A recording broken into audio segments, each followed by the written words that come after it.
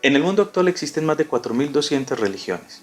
En esta unidad vamos a estudiar las religiones más representativas, entendiendo por representativas no solamente la cantidad de fieles que tengan, sino también el papel que han jugado a lo largo de la historia.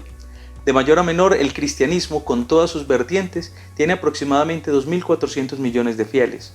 El Islam, 1.500 millones, siendo la religión que más crecimiento presenta en el mundo actual. En tercer lugar, el hinduismo, con 1.000 millones de seguidores. El budismo en cuarto lugar, con 500 millones de seguidores aproximadamente, y el judaísmo con 18 o 20 millones de seguidores.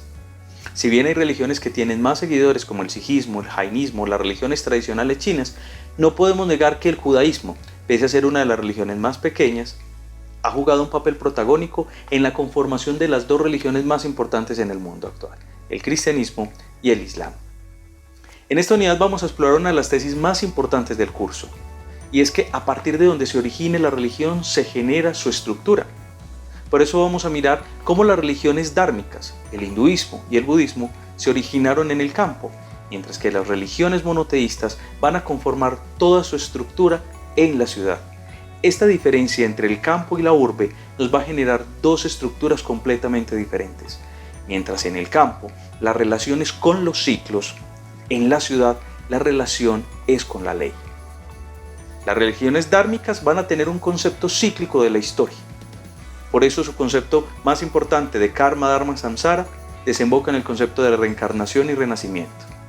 Todo vuelve a comenzar. No hay principio ni fin. Por su parte, las religiones monoteístas permeadas por la estructura de la ciudad van a tener un concepto lineal de la historia. Por eso una característica fundamental de las tres religiones, judaísmo, cristianismo, islam, es que creen en el juicio final. La historia desemboca en un juicio. Pero también la historia es muy importante, toda vez que en ella Dios actúa por su pueblo elegido. En segundo lugar, estas religiones dármicas, al nacer en el campo, van a estar mucho más vinculadas con la existencia. Por eso uno de los aspectos más importantes es la alta sacralización de la existencia. ¿Qué quiere decir esto? Que todos los seres vivos son sagrados para estas religiones. Ríos, animales, montañas empiezan a ser sagrados. Por el contrario, en las religiones monoteístas, el concepto de lo sagrado se va a reducir a aquello que vincule con Dios. Por eso vamos a tener días sagrados, templos sagrados, libros sagrados, porque son estos días, templos, libros, los que vinculan específicamente con Dios. Ese concepto de la sacralización de la existencia lleva a que en las religiones dármicas predomine el vegetarianismo o el veganismo. Por el contrario, ese concepto de sacralización en las religiones monoteístas lleva a que, si bien existen normas alimenticias, no sean tan amplias como las vemos en el hinduismo y en el budismo. Y en último aspecto, tenemos que mirar cómo en estas religiones dármicas la moralidad está asociada a una apertura de conciencia, toda vez que ese concepto de karma, que no tiene un concepto negativo, implica que hay una reacción frente a todos mis actos, palabras y pensamientos. Por el contrario, en las religiones monoteístas nos vamos a dar cuenta que gracias al estar permeados por la estructura de la ciudad, es la legalidad la que va a regir el aspecto moral. Por eso se piensa incluso a Dios como un juez, quien va a regir el día del juicio final. Pese a estas dos diferencias tan grandes en esas estructuras de la religión, vamos a mirar cómo estos dos grupos de religiones desembocan en algo fundamental, y es que generan no solamente un sentido de la existencia, sino que también permiten una forma de ver el mundo, un estilo de vida que se traduce, vamos a darnos cuenta, pese a las diferencias, en amar a Dios y en amar al prójimo. Precisamente como veíamos en la primera unidad, todas las religiones tienen una estructura social, precisamente porque vinculan al ser humano consigo mismo, con los otros y con el entorno. Para los judíos creyentes o devotos, Dios ha establecido una alianza o un pacto con Abraham, figura ejemplar no solo para el pueblo judío, sino además para cristianos y musulmanes.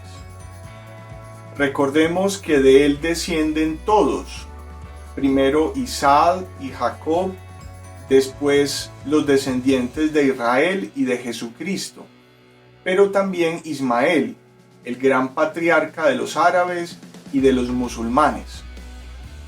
Vemos entonces una figura ecuménica en Abraham, de donde proceden estas tres religiones, que son de origen semítico e inmersas en el llamado Oriente Próximo.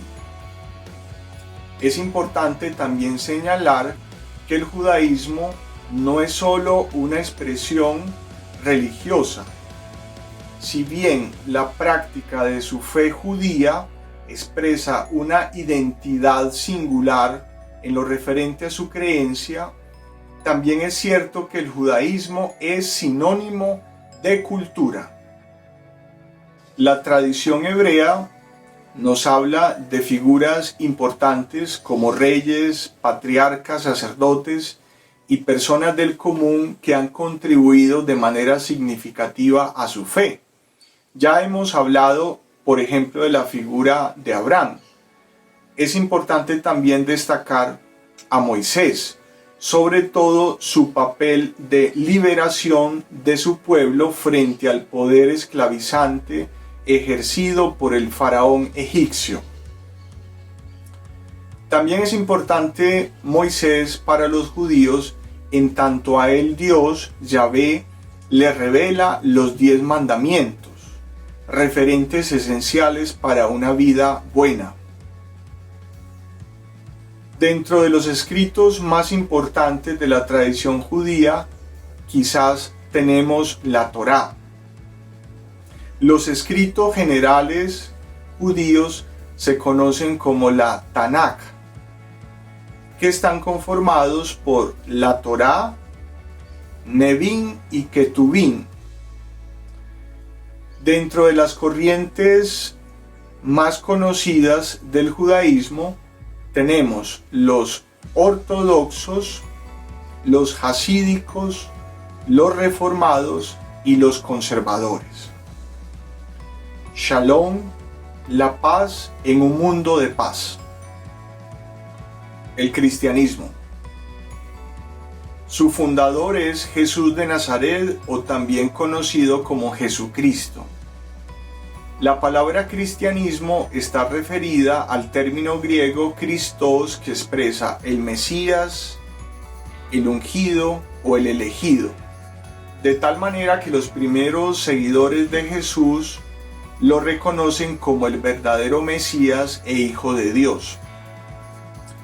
Debemos localizar al cristianismo en el siglo I de nuestra era, alrededor de Galilea, la actual Israel.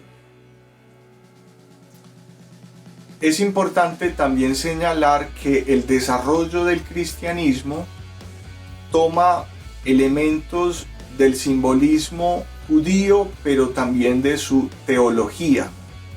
Pensemos, por ejemplo, en los textos hebreos, o conocidos como el Antiguo Testamento en términos cristianos, que para muchos, conforme a su fe,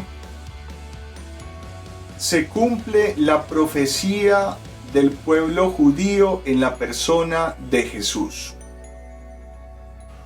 Recordemos que las Sagradas Escrituras en el cristianismo están contenidas en un solo libro, la Biblia, que en términos generales es una recopilación de otros libros.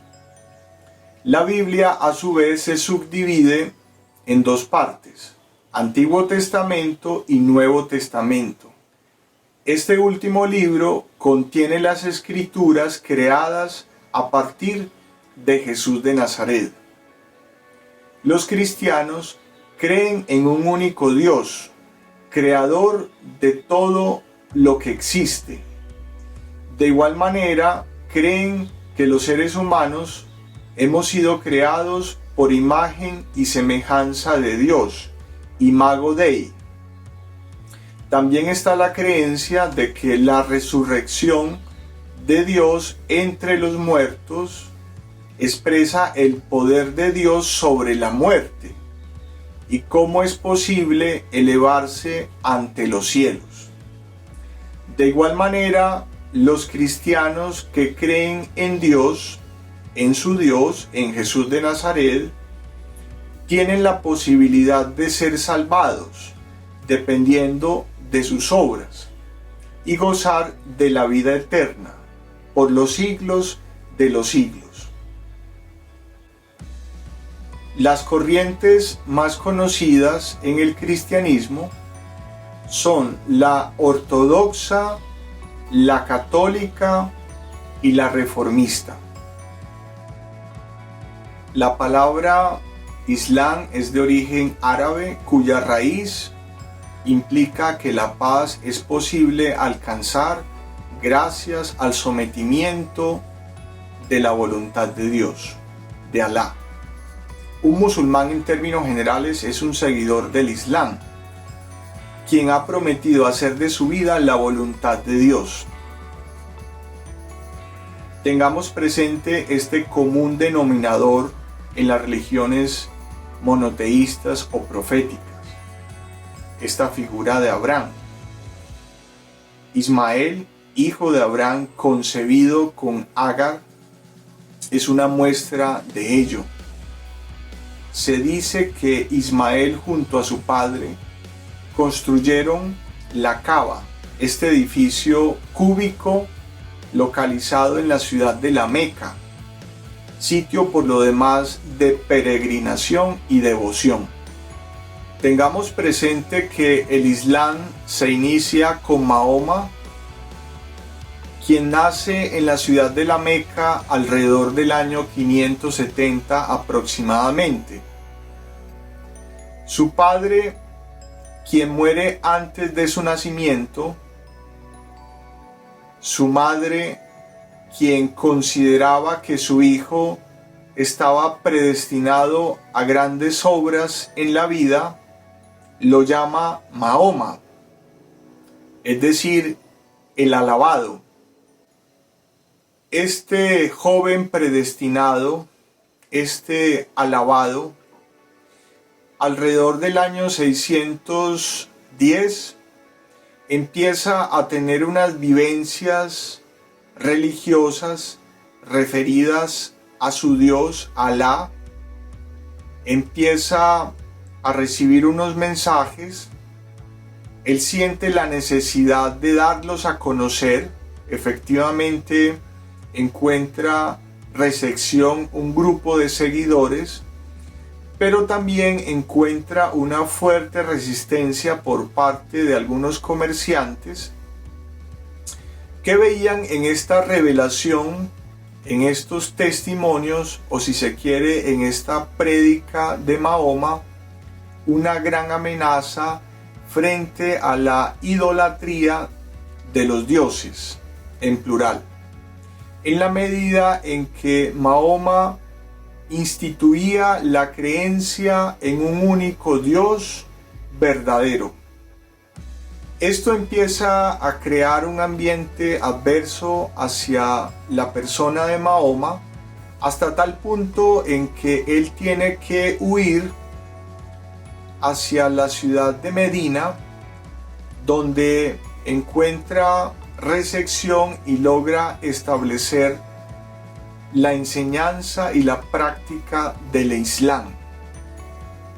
10 años después, es decir, en el año 632 aproximadamente, época de su muerte, el Islam no solo expresaba una fuerza vigorosa en términos doctrinales o de fe, sino que además ya se consideraba una entidad política.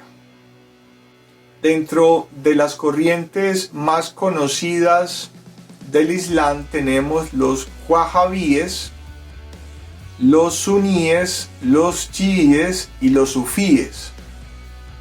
Allahu Akbar, solo Dios es grande. Lo que habita en lo físico es la entidad perecedera y lo que habita en lo divino es el espíritu. Esta es una expresión tomada del Bhagavad Gita, uno de los libros sagrados del hinduismo. El hinduismo nace alrededor del año 2500 a.C. en el valle del río Indo.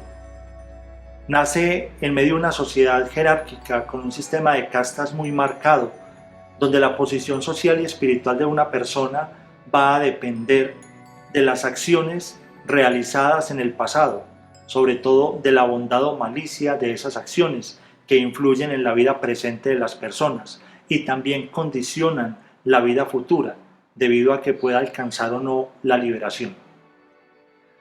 El hinduismo tiene unos 1.000 millones de seguidores. Es un sistema de múltiples creencias, por eso no es fácil encerrarlo bajo una sola caracterización. Sin embargo, como cultura, influye en el campo social y en el campo político. Es además conocida como la religión eterna o Sanatana Dharma. Bajo la sombra espiritual del hinduismo van a nacer otras experiencias religiosas: el jainismo, el budismo y el sijismo. El jainismo nace en el siglo VI antes de Cristo o antes de nuestra era y nace en el estado de Bihar, en la cuenca del Ganges, en la India. Su fundador es Mahavira, que se cree nació más o menos en el año 559 antes de nuestra era. Mahavira fue aquel que venció la pasión humana. De ahí viene el nombre de jainismo, de la palabra jina, que significa el conquistador. Mahavira alcanzó la liberación, es decir, el fin del ciclo de renacimientos, el fin del ciclo de reencarnaciones. Es por esto que el jainismo también va a influir profundamente en la cultura de la India, sobre todo a partir de dos grandes corrientes, los svetambaras y los digambaras, teniendo presente, por ejemplo, que los digambaras van totalmente desnudos y los svetambaras visten de blanco con algunas características. Otra experiencia religiosa que va a nacer bajo la sombra espiritual del hinduismo es el budismo. El budismo tiene unos 350 millones de seguidores a nivel mundial. Tiene su origen con Siddhartha Gautama en el siglo VI antes de nuestra era. El año aproximado es el año 560. Siddhartha significa el que alcanzará la meta. A los 29 años dejó su familia y tomó el camino de las heces y alcanzó la iluminación bajo un árbol después de vencer la tentación de Maya. Ese estado de iluminación es como una especie de estado psíquico, un estado de no yo, que se dice anatman. Buda predicó 4 nobles verdades. Primera verdad, todo es sufrimiento. Segunda verdad, la causa del sufrimiento radica en el deseo. Tercera verdad, es posible ponerle un fin al sufrimiento, es decir, alcanzar la budeidad o alcanzar el nirvana. Y la cuarta verdad es que existen 8 formas de ponerle fin a ese sufrimiento, que se llaman las 8 nobles verdades. Entonces, estos son elementos que configuran el budismo y que ampliaremos durante el curso de religiones del mundo. El sijismo es una experiencia religiosa que nace también en la India. Nace en una zona que se conoce con el nombre del Punjab o Punyab, que se encuentra en la frontera entre la India y Pakistán. Guru Nanak es el iniciador del sijismo. De hecho, el sijismo es la unión entre el hinduismo y el islam, debido a que en esta frontera confluían ambas experiencias religiosas, y buscando la paz y buscando la armonía entre las personas, entonces Guru Nanak inicia una experiencia religiosa que se va a denominar sijismo. Su libro sagrado es el Guru Granth Sahib, el cual debe ser tratado como una persona, no se puede poner en el piso. Aún más, el Guru Granth Sahib es la máxima autoridad dentro del sijismo. La presentación personal de los sijes tiene algunas particularidades. Ellos llevan la barba larga y el pelo sin cortar, y utilizan en su turbante un peine de madera con el cual peinan y acicalan el cabello.